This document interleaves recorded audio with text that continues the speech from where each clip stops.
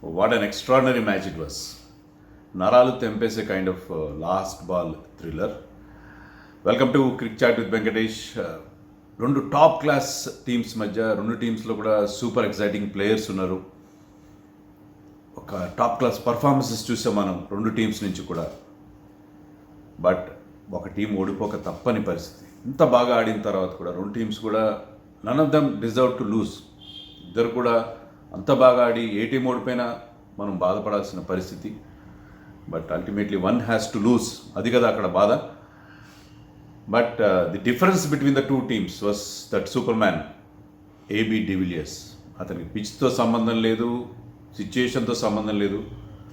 Any centre single hand అన్నట్టుగా ఆడతాడు. చెన్నైలో రన్స్ చేశాడు, Mumbai and now here in Ahmedabad. Super innings అతని నుంచి. సో ఆ innings that was the difference between the two teams.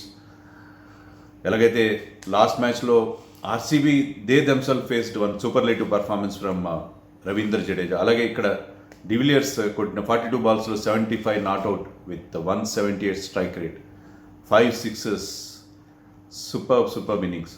ఆ ఇన్నింగ్స్ డిఫరెన్స్తో గెలిచారు. మరోవైపు heart breaking for that young captain Rishabh Pant. సరైన టచ్లో లేడు, అయినా చివరిదాకా పోరాడాడు. లాస్ట్ బాల్ వరకు పోరాడుతూనే ఉన్నాడు. 47 for 3 నుంచి టీంని ముందుకు తీసుకెళ్ళాడు. హోప్లెస్ సిచ్యుయేషన్ నుంచి చాలా పెద్ద టార్గెట్ ఫేస్ చేస్తూ కూడా చివరిదాకా తీసుకెళ్ళాడు. బట్ ఈ could not get them over the line. And that man షిమ్రన్ Hetmyer from ball 1 he was looking terrific. ఒక డివాస్టేటింగ్ ఫామ్లో కనిపించాడు. 23 బాల్స్లో 50 రన్స్ చేశాడు. కానీ ఇద్దరికి ఇంత హార్ట్ బ్రేకింగ్. ఇద్దరు మోకాళ్ళ మీద అలా కూర్చుని పోయారు. డేజ్డ్ కండిషన్స్. వాళ్ళు చూస్తే మనకు కూడా బాధ అనిపించింది. ఆర్సీబీ ఫ్యాన్స్ కూడా ఎంజాయ్ చేస్తూ, విక్టరీని ఎంజాయ్ చేస్తూ, సెలబ్రేట్ చేస్తూ కూడా వీళ్ళని చూసి అయ్యో అనిపించే పరిస్థితి అక్కడ మనకు కనిపించింది. విరాట్ కోహ్లీ కూడా చాలా హంగామాగా సెలబ్రేట్ చేసుకుంటారు కదా, అయినా కూడా విరాట్ కోహ్లీ ఆ సెలబ్రేషన్స్ చేస్తూనే తన చిన్న తమ్ముడు లాంటి రిషబ్ పంత్ని ఓదార్చాడు, హెట్మైర్ని కూడా ఓదార్చాడు. దీస్ ఆర్ ది మూమెంట్స్ క్రికెట్లో. ఓడిపోయిన టీం కూడా హృదయాల్ని గెలుచుకుంటారు. సో అదే ఇక్కడ మనకి జరిగింది. Very good match. చాలా హ్యాపీ అనిపించింది. అన్నీ మర్చిపోయాం మనం. మనకున్న కష్టాలు, చుట్టూ ఉన్న ఈ భయంకరమైన వాతావరణం అన్నీ మర్చిపోయి మనం ఆ మ్యాచ్లో లీనమైపోయాం. అందుకే కదా క్రికెట్ అంత మనని ఆకర్షిస్తుంది, అంత మనని ఆకట్టుకుంటుంది. So it was a great match really. But కొన్ని మిస్టేక్స్ డెఫినెట్గా ఉన్నాయి మ్యాచ్లో. ఖచ్చితమైన మిస్టేక్స్ కనిపించినాయి. ఆ 23 over last over from Marcus Stoinis, అతనికి బౌలింగ్ ఇవ్వడం, అది చాలా పెద్ద మిస్టేక్గా మనకు అనిపించింది. కానీ బౌలర్స్ అందరూ కూడా దే బౌల్డ్ రియలీ వెల్. అలాగే they are facing batsmen like de Villiers, Hetmyer, Rishabh Pant. అయినా కూడా bowlers stood out, bowled really well. Siraj was wonderful. He bowled super last over. అంతా బాగా వేశాడు last over. And Virat Kohli captains కూడా మెచ్చుకోవాలి మనం. ఎందుకంటే హీ హ్యాడ్ డానియల్ సామ్స్ లాంటి ఒక ఎక్స్పీరియన్స్ బౌలర్ని, బిగ్ బ్యాష్ లాంటి లీగ్స్లో చాలా ఎక్స్పీరియన్స్ ఉన్న డెత్ బౌలర్, అతన్ని పక్కన పెట్టి అతను 2 ఓవర్స్ ఉన్న Siraj, not known particularly well for death bowling, అతనికి బౌలింగ్ ఇవ్వడం. ఎందుకంటే ఈ సీజన్లో he has been doing well at the death. And Siraj coming up with those yorkers and restricting a batsmen like Rishabh Pant. It was really great. So ఏ రకంగా చూసుకున్నా bowlers, batsmen అందరూ కూడా బాగా చేశారు. It was an exciting match. So first toss ఓడిపోయినా second time bowling చేయాల్సి వచ్చిన ఆర్సీబీ కలిసి వచ్చిన అంశం ఏంటంటే దెర్ వాజ్ నో డ్యూ ఉంటే పరిస్థితి వేరుగా ఉండేది.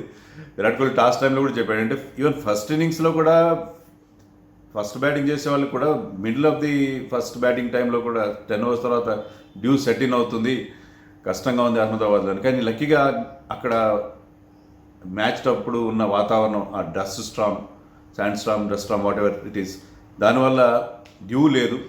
ఒక డ్రై బాల్తో బౌలింగ్ వేసే ఒక మంచి ఆపర్చునిటీ కూడా వాళ్ళకి దొరికింది. And particularly RCB has come out of that problem. Last మ్యాచ్లో జడేజా ఎఫెక్ట్ నుంచి, జడేజా ఇచ్చిన షాక్ నుంచి కోలుకున్నారు. పర్టికులర్లీ హర్షల్ పటేల్ కూడా he got 2 wickets and bowled very well. Even అతను 19th ఓవర్ బాగా వేసాడు, 11 రన్స్ ఇచ్చాడు 19th ఓవర్. అలాంటి టఫ్ సిచ్యుయేషన్లో ఈ gave just 11 runs in the 19th over. So దాని నుంచి మళ్ళీ అతను బయటికి రావడం, కోలుకోవడం అనేది అంత ఈజీ కాదు. So hats up to that man Harshal Patel also. Even Kyle Jamieson I think 15th over బాగా వేసిన తర్వాత 17th ఓవర్లో ఈ వెంట్ ఫర్ రన్స్ 3 సిక్సర్స్ ఇచ్చేసాడు హెట్మర్కి. బట్ యార్కర్స్ ట్రై చేశాడు. యార్కర్ ఈజ్ ఏ డెలివరీ, అది ప్రాపర్గా ల్యాండ్ అయిందా చాలా ఎఫెక్టివ్, లేదు కొంచెం అటు ఇటు అయినా అది ఫుల్ టాస్ అయినా లేకపోతే ఓవర్ పిచ్డ్ అయినా కూడా చాలా ప్రమాదం అవుతుంది. సో అదే అక్కడ జరిగింది.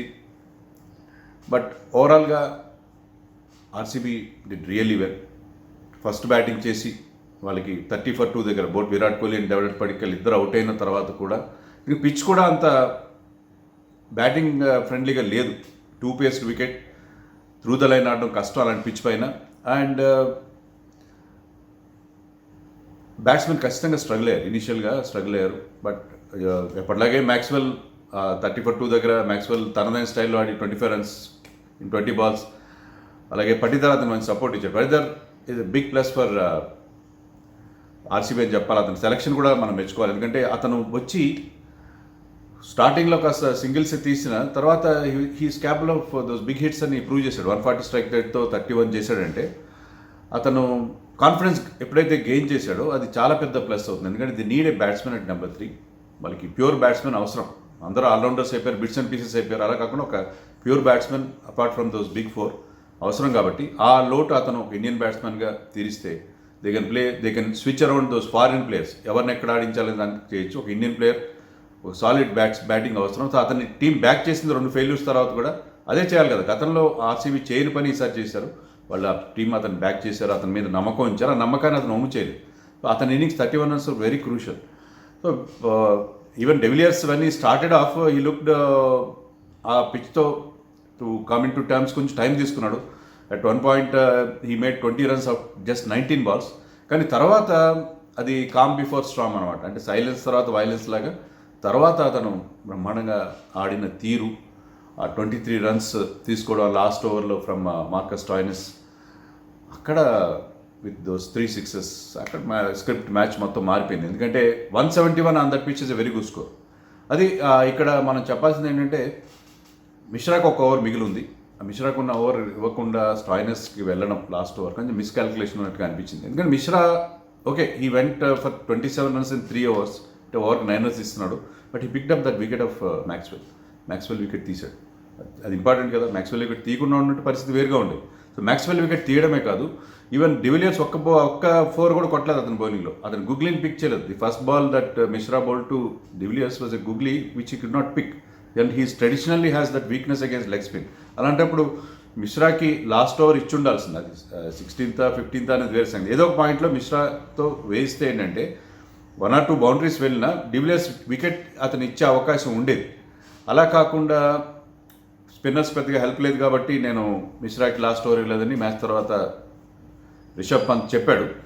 Young captain he will learn his lessons. Even Rajasthan రాయల్స్తో ఓడిపోయిన మ్యాచ్లో కూడా Ashwin had very good wickets తీగిపోయినా వెరీ గుడ్ ఎకనామికల్ ఫిగర్స్. అక్కడ కూడా అశ్విన్కి ఒక ఓవర్ మిగిలి ఉండగానే మధ్యలో 14th or 15th ఓవర్ స్టాయినస్కి ఇచ్చాడు. అక్కడ కూడా Stoinis went for 3 fours. David Miller అప్పుడు అతని మీద 3 fours కొట్టాడు.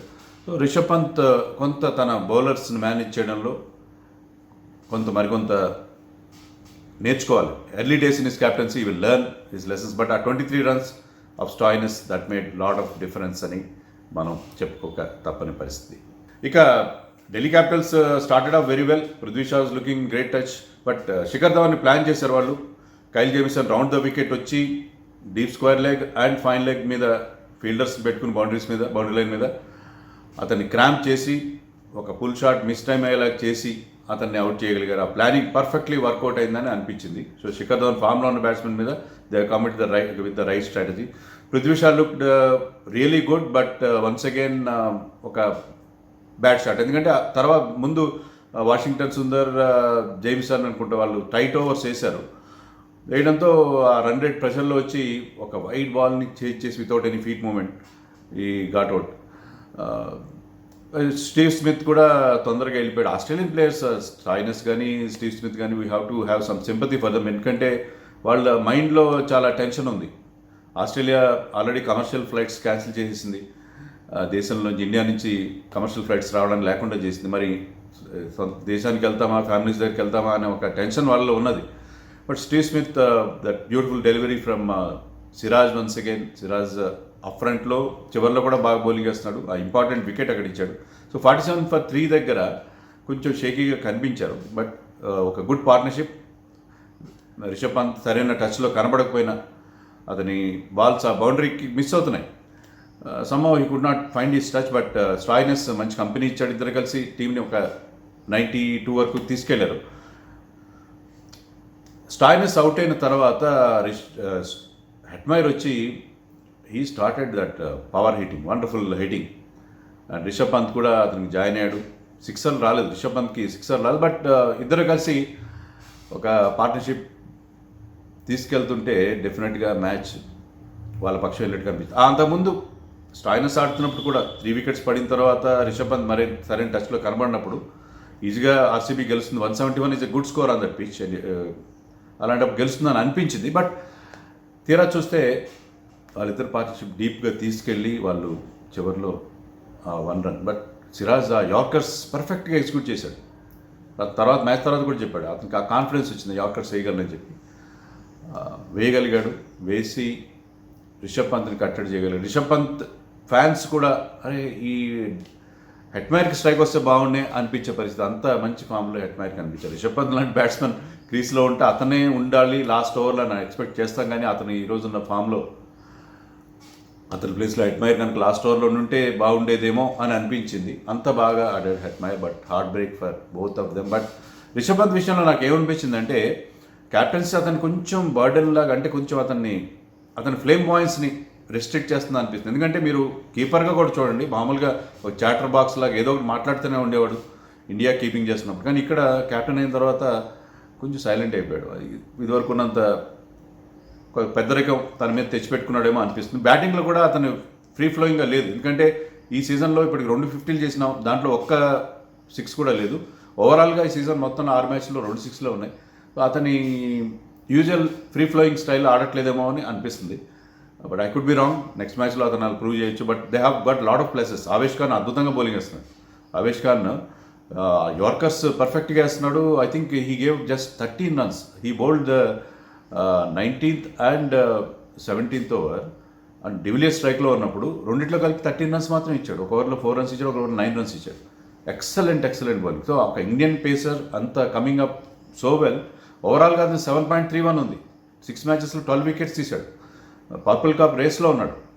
అది పెద్ద ప్లస్ కదా. అలాగే హెట్మైర్ ఎప్పుడైతే అతను లాస్ట్లో వచ్చి బిగ్ హిట్టింగ్ చేస్తున్నాడో మిగతా టీమ్స్, అపోజిషన్ టీమ్స్ అన్నీ కూడా భయపడతాయి. ఎందుకంటే కొంతమంది టాప్ క్లాస్ బౌలర్స్ని హెట్మైర్ కోసం ఆపెట్టాలి.